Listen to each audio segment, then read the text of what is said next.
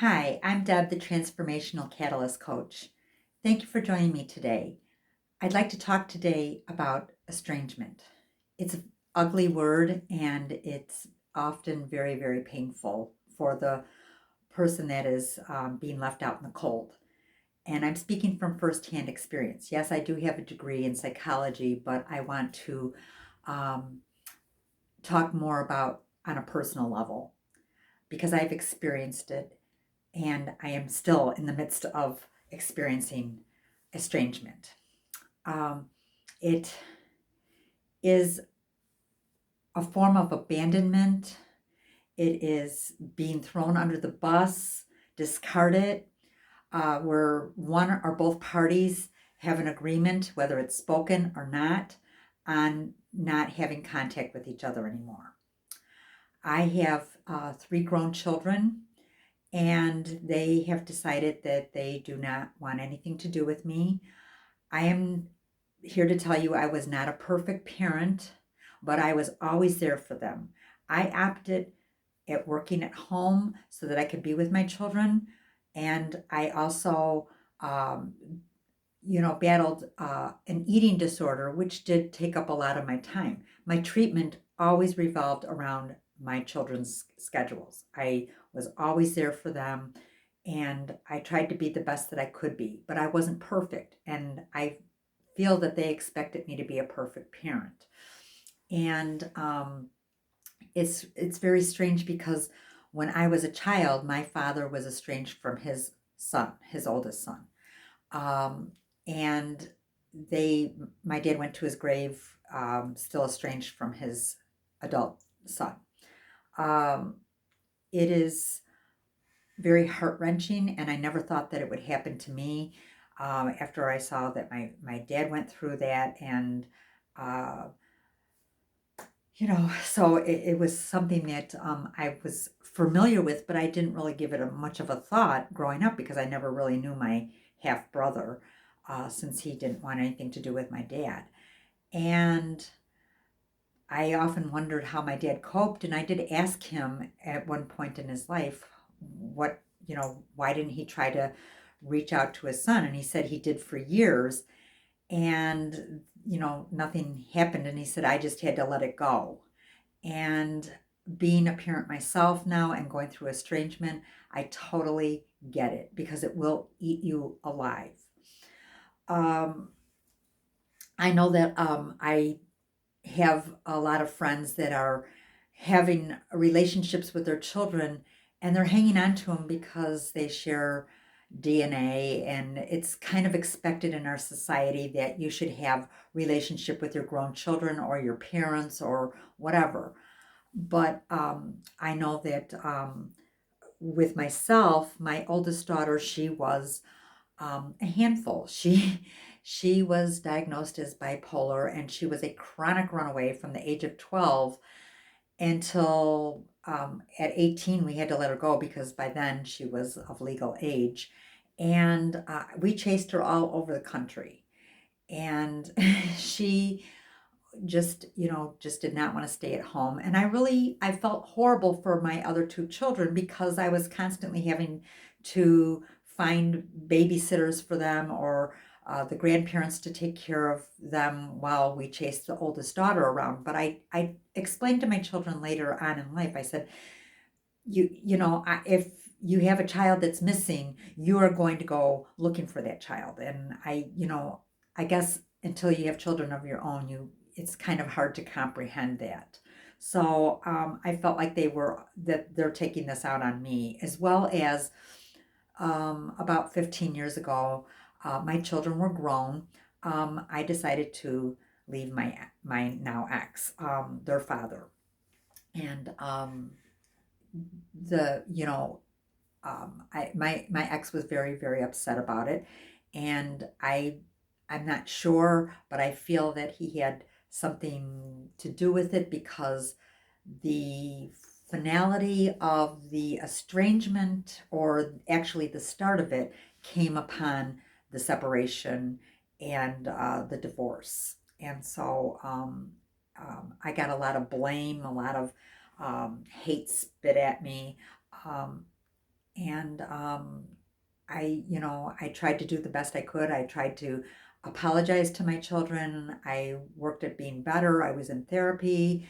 I worked on myself. They did not want to take responsibility for their part in the estrangement, and that is the difficult part about being estranged. Is if one party is not willing to sit down like adults and talk it over, then there is really, in my case, there's no hope of reconciliation. And I would not allow my children or anyone to speak to me that the way that, was spoken to me, or treated the way that I was treated.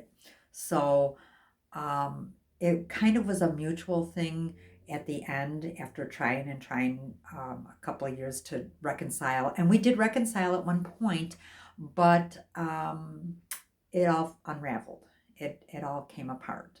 So um, I ended up finding a support group online. It's called dailystrength.org. And I found a couple of groups with estranged parents and, whatever. But I don't like hashing over and over and over again all the details and the pain. It was like ripping a band-aid off all the time. However, it was very supportive in the beginning of my journey through estrangement. And more recently now, about 3 years ago, my mom decided that she didn't want anything else to do with me, and she threw me under the bus with my kids. So I've had estrangement now for about 15 years, 15, 16 years between my children and now my mom. And so I've had to deal with judgments from outsiders who are not going through estrangement. They're like, well, what did you say to your kids, or what did you do to them that made them not want to have a relationship with you? And that's the strange part, is a lot of times there is no rhyme or reason for the estrangement. A lot of times there's made up scenarios that, either didn't exist or they saw it differently. And I tried to work it out with them. That didn't happen either. So it's something that, in my case, I feel like there is no hope for reconciliation. I think that if you're going to do reconciliation, you really, really, really need to be careful, um, because I feel that if they're the ones that broke off the relationship, that and then they come back and they say they want to fix it or whatever.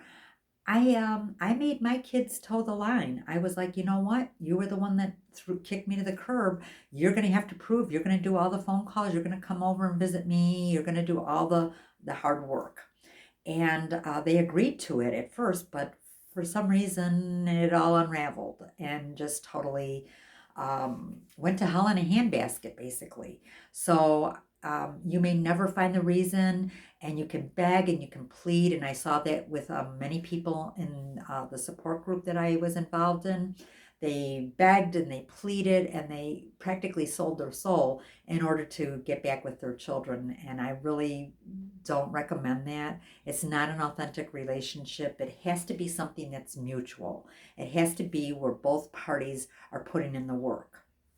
And so, um, you know, really watch for the signs, the red flags, because I didn't see them the second time around. I gave my kids a second around, and I didn't see the red flags, and some people were pointing it out to me, and I kind of refused because I wanted to have a relationship with my children and my grandkids, and unfortunately they took the grandchildren with them. So basically, I'm on the outs with everybody. And the healing has been a long, long process. I believe that you really, really need to either seek out therapy, or you need to find support of some sort, where there's non-judgment, because yes, you as a parent will always make mistakes, but the kids will make mistakes too. And unless both parties are in agreement that there was they're taking responsibility for their part and I'm taking responsibility for my part. Like I said, I was not um, the perfect mother, but I felt that I did not deserve to be kicked to the curb over once I decided that I put down boundaries and said, you cannot do this and you cannot treat me like this. They decided that they didn't want anything to do with me. And like I said, it mainly came right after divorce. So I really don't want to pin it all on the divorce. This was their individual um, choice. However, I feel that they were influenced. And, you know, um, I really hope, and I hope that they get the help that they need. And I never wish anything bad or ill or, any kind of destruction on my children or my mom. I only wish them the best and hope that they find what it is that they're looking for. And the only thing that you can do is you're going to stop hurting when you stop chasing them and try to find out answers, because there really, a lot of the times, there is no answers. So you have to have closure by therapy or having an imagined conversation with them and being able to have the closure within yourself. Okay, that's the only, to me, estrangement is like death without a body. Okay, there is no way of getting the other person to, help you have closure. So get that through a support group, get it through a therapist, beat pillows if you have to, and start building other relationships outside of your children. You were once something before you had children. And when you left your parents' home, you were somebody then too. You were somebody even when you were with your parents. So make sure that you get your self-worth back. Stop feeling sorry for yourself, because it's not going to help. What you need to do is know that you did nothing wrong that deserved being kicked to the curb. And know that every parent makes their mistakes, but it doesn't warrant being kicked to the curb without an explanation, or to have some kind of lame excuse, well, you weren't there or whatever, and then them not wanting to talk about it like reasonable adults. Okay. Um, like I said, I wish my children well. I wish my mom well, and hope that they find the help or whatever it is that they were looking for. And so that concludes today.